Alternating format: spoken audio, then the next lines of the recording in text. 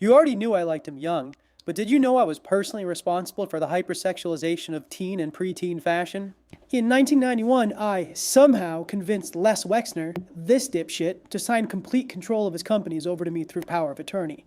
Now, this is usually reserved for the geriatric and the comatose. It's practically unheard of for a billionaire to do this, but that's not why you're here. Let me tell you what I did with that power. I started with the recently acquired Victoria's Secret and took it from this to this in just a few years. This is right around when we started doing the fashion shows. The Victoria's Secret Angels, of course, and it's when I started telling everyone that I was a talent scout in order to get intimate access to these girls. The female CEO at the time actually warned Les about this, but of course nothing happened, even after I convinced aspiring actress and model Alicia Arden to come to my hotel where I physically undressed and assaulted her.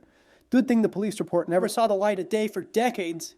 She was a little old for my taste anyway, so I focused on the rebrand of Limited 2 and eventually the launch of Justice. You have to remember the tween didn't exist until we created her. Before me, kids just wore miniature versions of their parents' clothes. Do you remember being shocked by the sudden appearance of spaghetti straps and lace camisoles on prepubescent girls? Whoops. Guilty as charged. Allegedly. Now, before you call me a misogynist, I need you to know I was an equal opportunity predator. We rebranded Abercrombie & Fitch from the bankrupt hunting gear company into a cultural phenomenon so sexually explicit that its catalogs had to be covered in plastic in order to be displayed. And no, I can't show you what's inside these. Google it for yourself. We saw what worked with the teenagers. The status, the scent. So we decided to bottle it up, wrap it in a fuzzy blanket, and hand it to your little sister. We called it Pink. Our CFO Stuart said it best. When someone's 15 or 16 years old, who do they want to be? They want to be older.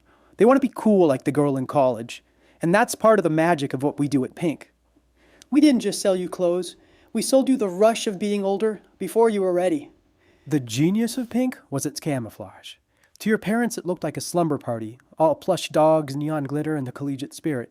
It was designed to feel safe. But once we got you through the door, the sleepover ended. You didn't leave with a stuffed animal. You left with a push-up bra and a thumb that said, "Feeling lucky?